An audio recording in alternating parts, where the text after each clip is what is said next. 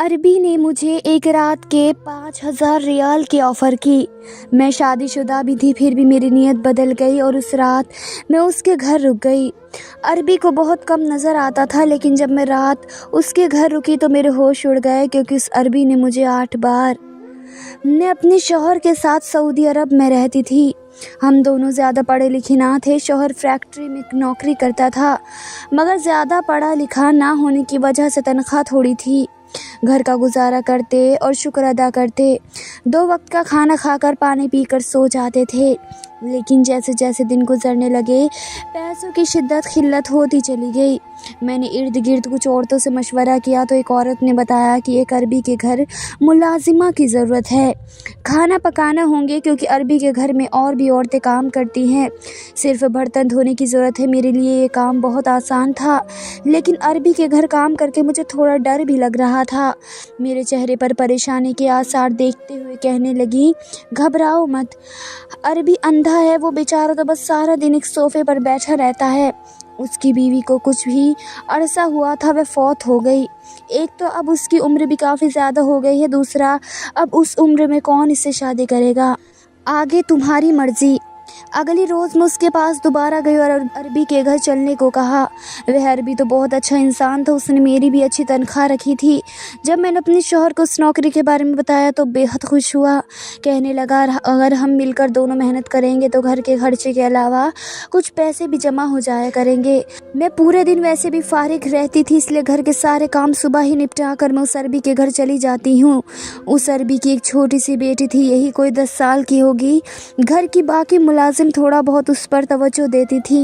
वैसे भी पलाई औरत को कौन गले लगाता है। मैंने अरबी की हालत देखते हुए उसके घर की सारी जिम्मेदारी उठा ली। मैं रात 9 बजे तक उस अरबी के घर पर ही रहती थी। मैं सुबह 10 बजे से लेकर रात 9 बजे तक उस अरबी के घर पर ही रहती थी। मुझे हैरत होती थी कि अरबी किस कदर नर्म दिल इंसान था। वो मुलाजिमों के साथ बहुत प्यार से पेश आता था, मगर घर की और मुलाजिमा अब मुझसे खार खाने लगी थी, क्योंकि अरबी मेरा बहुत ख्याल रखता था, क्योंकि मैं इस घर में नहीं थी। अगर कोई ज़रा सा भी काम ख़राब हो जाता तो वो मुलाजिमाएँ फ़ौरन अरबी के कान में जाकर बात डाल देती, मगर अरबी इनको खामोश करवा देता। मैंने ये बात महसूस की थी कि अरबी अपनी बेटी से बहुत मोहब्बत करता था, लेकिन बीवी के साथ छूट जाने की वजह से अंदर से टूट चुका था। अरबी के साथ एक मुस्तकिल मुलाजिमा भी थी, जो उसके साथ मुस्तकिल रहता था। अरबी को दफ्तर लेकर जाता, वापस लाता, सब काम इसके ज़िम्मे थे। अरबी भी हर काम से घर वापस आता तो सबसे पहले अपनी बेटी के कमरे में जाता।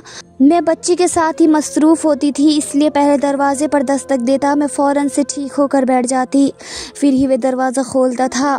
फिर अपनी बेटी को प्यार करता, मुझसे भी पूछता था कि बच्ची ने तंग तो नहीं किया, उसने खाना पीना तो किया है ना। अरबी अपनी बेटी पर जान छिड़कता था। अरबी पूरे दिन की रोटी मुझसे पूछता था, मैं भी अरबी को सारे दिन की रोटी बता देती। एक रात को जब मैं घर जाने लगी तो कहने लगा कि 1 मिनट रुको। फिर इसने अपनी जेब से बटवा निकाला और मुझे 3,000 रियाल पकड़ा दिए। ये देखकर मैं हैरान रह गई, हालांकि इसने मेरी तनख्वाह बहुत अच्छी रखी थी और 5,000 रियाल कम पैसे नहीं होते। मैंने एक नज़र अरबी की तरफ देखा था, मेरी आंखों में हैरानगी थी। कहने लगा, ये रख लो, तुम्हारे काम आएंगे।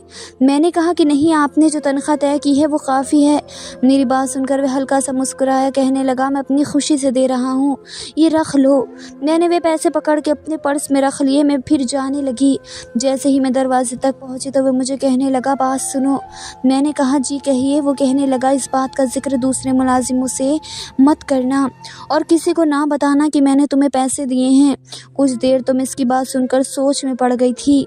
फिर मैंने हाँ में सर हिलाया और वह आहिस्ता आहिस्ता चलता हुआ कमरे से चला गया। लेकिन न जाने क्यों उस रात में बड़ी बेचैन सी रही थी। एक तो अरबी का मुझे 5,000 रियाल देना और दूसरा इस बात का दूसरे मुलाजिमों को छुपाना। कहना, ये दोनों बातें ही मेरे जहन को उलझाने लगी थी।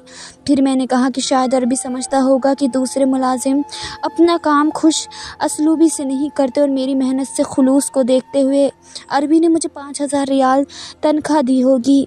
और आज यूनिस, लेकिन कुछ दिन बाद मेरी हैरत की इंतहा न रही, जब कुछ दिन बाद अरबी ने फिर फिर 1000 रियाल के नोट निकाल कर मेरी तरफ बढ़ा दिए। जब दूसरी बार अरबी ने मुझे रियाल दिए थे उस बार तो मेरे दिल में शक आने लगा था। आखिर अरबी मेरे साथ इतनी मेहरबानी क्यों कर रहा था। मैंने वे रियाल उस अरबी को वापस पकड़ा दिए। मैंने कहा मुझे ये नहीं चाहिए, आप क्यों मुझे रोज़ रोज़ इतने पैसे दे रहे हैं। मैंने फटाफट से अपनी चादर को ठीक किया था। कहने लगा कि आप मेरी बेटी का बहुत ख्याल रखती हैं, इसलिए मैंने कहा वे मेरी ड्यूटी है और इसके पैसे भी मैं लेती हूँ और जो इसके अलावा काम है मुझे तनख्वाह मिल जाती है। बहरहाल मैंने उस दिन उस शख्स से कोई पैसे नहीं लिया और वापस घर आ गई। लेकिन अगले ही रोज़ जब मैं इसके घर गई तो मैंने देखा कि वह अरबी आज ही दफ्तर नहीं गया था बल्कि घर पर ही था और बेटी के पास ही बैठा था। जब मैं आई तो मुझे कहने लगा कि इतनी देर से आई हैं आप, आपको पता है मेरी बेटी को बुखार चढ़ा हुआ है। उसके लहजे में सख्ती भी थी और थोड़ा लहजा सख्त भी था। मैंने घबरा कर जब घड़ी की तरफ देखा तो पूरे टाइम पर आई थी। मैं इसी वक्त आती हूँ। मैंने कहा मैं तो अपने वक्त पर ही आई हूँ। फिर वो मुझे कहने लगा इस चीज़ के आपको पैसे दे रहा था कि आप मेरी बेटी का ख्याल ज़्यादा रखा करें। देखिए सुबह से इसको बुखार है, इसकी तो माँ भी नहीं है जो इसकी परवाह करे, इसलिए तो मैंने आपको मुस्तकिल नौकरी पर रखा है ताकि काम के साथ साथ मेरी बेटी की अच्छे से देखभाल हो सके, वरना मुलाजिम तो मुझे और भी बहुत मिल जाएंगे। आपको इसलिए नहीं रखा कि आप इतनी लेट आए और मेरी बेटी बुखार में जलती रहे।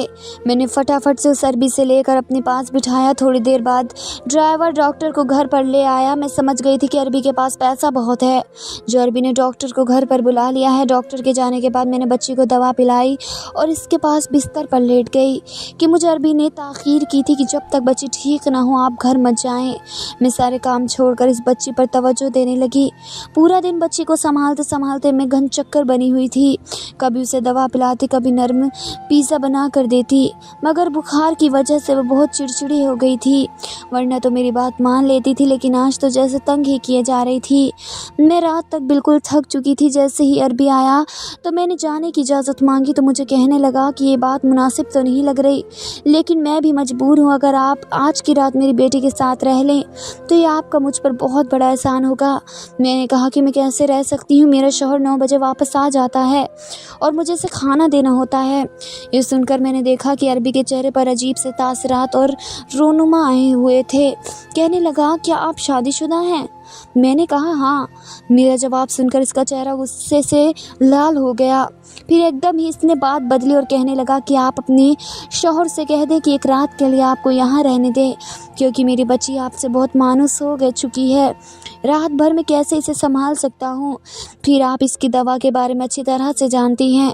मैंने कहा ठीक है, मैं अपने शौहर से पूछ लेती हूँ। मैंने मोबाइल निकाला और अपने शौहर से कहा तो वो कहने लगे कि ठीक है, तुम आज की रात रुक जाओ, मैं खाने पीने का खुद बंदोबस्त कर लूँगा। रात भर में इस बच्ची को संभालती रही और अगले दिन बच्ची काफ़ी हद तक संभल चुकी थी। फिर मैं जब वापस जाने लगी तो अरबी मुझे 2000 रियाल पकड़ाना चाहा। मैंने कहा ये आप क्यों दे रहे हैं। वो कहने लगे आपने मेरी बेटी को बड़ी मुश्किल वक्त में संभाला है और इस पर आपका हक बनता है, इसलिए इसको इनकार मत कीजिएगा प्लीज़। मैंने कहा कि आप मेरी ममता को पैसों से तोल रहे हैं। बेशक मेरी सगी औलाद नहीं है, लेकिन मैंने हमेशा उसे अपनी बेटी की तरह ही समझा है, इसलिए आप अपने ऐसे पैसे अपने पास रखें, मुझे इनकी ज़रूरत नहीं है। ये कह के मैंने अपना पर्स पकड़ा और मैं घर से बाहर आ गई। मेरी शादी को भी 5 साल हो गए थे, लेकिन मेरी कोई औलाद नहीं हुई थी। कई बार डॉक्टरों को चेकअप भी करवाया था, मगर किस्मत में औलाद नहीं थी। कोई पीर फ़कीर के पास जाने का मशवरा देता तो कोई किसी हकीम का बताता। मेरा इन सब चीज़ों पर एतमाद ना था। अल्लाह से दुआ करती कि एक न एक दिन अल्लाह मेरी गोद ज़रूर हरी करेगा। इन्हीं दिनों मेरा शौहर सऊदीया के लिए वीज़ा लगवाने की कोशिश में लगे हुए थे, इसलिए मैंने डॉक्टरों के चक्कर काटने की बेहतर समझा कि मैं अल्लाह के घर जाकर दुआ करूँगी, अल्लाह ज़रूर मेरी मुराद पूरी करेगा। उसके बाद हम सऊदी आ गए। इतने साल से मेरा शौहर काम कर रहा था, लेकिन हालत जो की त्यों ही थी। लेकिन मेरे दिल में ये ख्वाहिश थी कि अल्लाह मुझे अब औलाद दे, इसलिए जब इस बच्चे को संभालने की ज़िम्मेदारी मुझे मिली तो मैंने ये नहीं समझा कि मैं मुलाजिमत कर रही हूँ। यह वो बच्ची मेरे लिए एक बोझ है। میں نے اپنی ساری ممتا اس پر نچھاور کر دی تھی اور دل سے اس کو سنبھالتی تھی۔ اگلی روز جب میں کام پر آئی تو میں نے دیکھا عربی پریشان بیٹھا تھا۔ معلوم کرنے پر پتہ چلا کہ اس کی ملازمہ جو کھانا بناتی تھی وہ کام چھوڑ کر جا چکی ہیں۔ اسی بات کو لے کر عربی نڈھال ہوا بیٹھا تھا کہ اب گھر میں کچن سنبھالنے کے لیے وہ ملازمہ کدھر سے لائے گا۔ میں یہ سن کر خاموش ہو گئی کیونکہ میں عربی کے گھر کے کسی کام کی ذمہ داری نہیں لینا چاہتی تھی۔ عربی میری طرف التجانا نظروں سے دیکھ رہا تھا۔ میں جانتی تھی کہ کیا چاہتا ہے، لیکن میرا اپنا گھر تھا، شوہر تھا، میں اپنا گھر سنبھالتی یا عربی کے سارے گھر کی ذمہ داری لیتی، میرے لیے بہت مشکل ہوتا چلا جا رہا تھا۔ خیر میں نے کچن میں جا کر فریج سے انڈے بریڈ نکالے اور عربی کو اس کی بیٹی کو بنا کر دے دیے۔ عربی کا چہرہ خوشی سے دیکھنے کے لائق تھا۔ میں نے دن بھر اپنا کام کیا اور شام کو گھر واپس آ گئی۔ پھر میں نہیں جانتی تھی کہ کیا ہوا اور کیا نہیں، لیکن شام کو ہی مجھے عربی کا فون آیا۔ وہ مجھ سے کہنے لگا کہ فوراً سے گھر پہنچ جاؤ، مجھے آپ سے بہت ضروری کام ہے۔ میں نے کہا کہ اس وقت رات کے 10 بج رہے ہیں۔ وہ کہنے لگا کہ مجھے آپ سے بے حد ضروری کام ہے، آپ کا آنا بہت ضروری ہے، آپ فوراً سے میرے پاس آئیں۔ میں نے اپنے شوہر کو بتایا تو کہنے لگا میں نوکری چھوڑ دوں، وہ عربی کیا چاہتا ہے؟ میں عربی کے گھر جانا چاہتی تھی۔ میرے شوہر کا رویہ پہلے ہی کئی دن سے بدلا ہوا تھا۔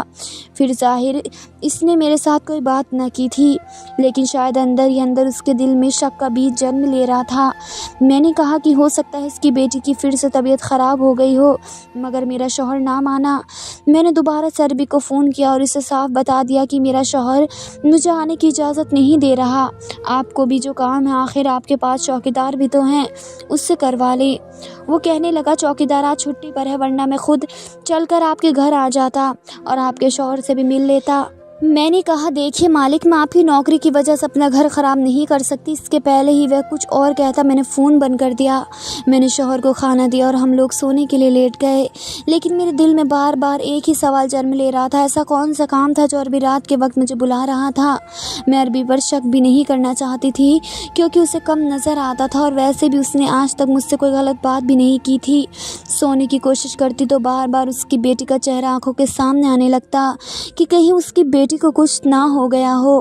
میں جاننا چاہتی تھی مگر شوہر کے ڈر کی وجہ سے خاموشی سے لیٹ گئی، لیکن بار بار ایک ہی بات ستاتی تھی کہ عربی مجھے اس نوکری سے ہی نہ نکال دے۔ اچھی بڑی معقول تنخواہ مل رہی تھی، جس سے اب ہمارے گھر کے حالات بہت بہتر ہو چکے تھے۔ مجھے اس وقت اپنے شوہر پر شدید غصہ آ رہا تھا، جس کو کسی بات کا خیال نہ تھا، اور وہ سکون سے نیند کی آغوش میں خراٹے لے رہا تھا۔ ساری رات میری طبیعت گھبراتی رہی اور ادھر سے ادھر ٹہلتی رہی۔ نہ جانے کس پہر میری آنکھ لگ گئی۔ صبح شوہر نے اٹھایا تو میں نے کہا کہ وہ کچن میں جا کر خود ہی ناشتہ کر لو، کیونکہ رات جاگنے کی وجہ سے میری طبیعت بوجھل ہو رہی تھی۔ 10 بجنے کے قریب میں اٹھی، شوہر کام پر جا چکا تھا۔ میں تیار ہوئی اور ناشتہ کر کے عربی کے گھر کی طرف چل پڑی، لیکن وہاں پہنچتے ہی میرے ہوش اڑ گئے۔ عربی کے گھر کے باہر کافی سارے لوگ جمع تھے۔ میں نے جلدی سے شوہر کو فون کیا اور عربی کے گھر پر آنے کا کہا۔ تھوڑی دیر بعد میرا شوہر وہاں پہنچ گیا۔ عربی کے گھر کے باہر کافی پولیس موجود تھی۔ میں گھر کے اندر گئی تو سب ملازم دہاڑے مار مار کر رو رہے تھے۔ معلوم کرنے پر پتہ چلا عربی رات کو گھر پر اکیلا تھا اور اس کی بیٹی کی طبیعت شدید خراب تھی۔ وہ بار بار مجھ سے ملنے کا کہہ رہے تھے، شاید اس لیے عربی مجھے بار بار فون کر رہا تھا، لیکن انہونی کو کون ٹال سکتا ہے۔ عربی اپنی بیٹی کی خاطر خود ہی گھر سے نکلا جہاں وہ مجھے بلانے کے لیے میرے گھر آ رہا تھا۔ میرے اور عربی کے گھر کا فاصلہ کوئی بہت زیادہ نہ تھا، بس درمیان ایک مین روڈ تھی۔ بیچارہ عربی اپنی لاٹھی کے سہارے سڑک کراس کرنے لگا تھا تو ایک تیز رفتار گاڑی نے اسے کچل دیا تھا۔ میں عربی کی بچی کو گلے لگائے زوروں قطار رو رہی تھی۔ میں نے کچھ دن عربی کے گھر پر ہی رہنے کا فیصلہ کیا تھا۔ مجھے اب سمجھ بھی نہیں آ رہا تھا کہ اس کی بچی کو چھوڑ کر کیسے جاؤں۔ کچھ دن بعد ایک وکیل نے آ کر بتایا کہ عربی نے اپنی جائیداد کا کچھ حصہ میرے نام کر دیا تھا۔ اس نے مجھے ایک خط بھی دکھایا جو کچھ دن پہلے ہی عربی نے اس وکیل سے لکھوایا تھا، جس میں اس نے مجھ سے درخواست کی تھی میری بچی کو پلیز تنہا مت چھوڑنا۔ وکیل کی باتیں سن کر میری آنکھوں میں آنسو جاری تھے۔ میں اور میرا شوہر مستقل طور پر عربی کے گھر پر رہنے لگے۔ اللہ نے مجھے اولاد کی شکل میں ایک بہت پیاری سی بیٹی سے نواز دیا۔ قدرت ایسی ہی اپنے رنگ دکھاتی ہے جو انسانی عقل سے بہتر ہوتی ہے۔ تو یہ تھی ہماری آج کی کہانی۔ اگر آپ لوگوں کو ہماری کہانی اچھی لگی ہے تو چینل کو سبسکرائب، ویڈیو کو لائک ضرور کریں۔ فرینڈس ملتے ہیں اپنی نیو ویڈیو کے ساتھ، تب تک کے لیے بائے بائے، ٹیک کیئر، اللہ حافظ۔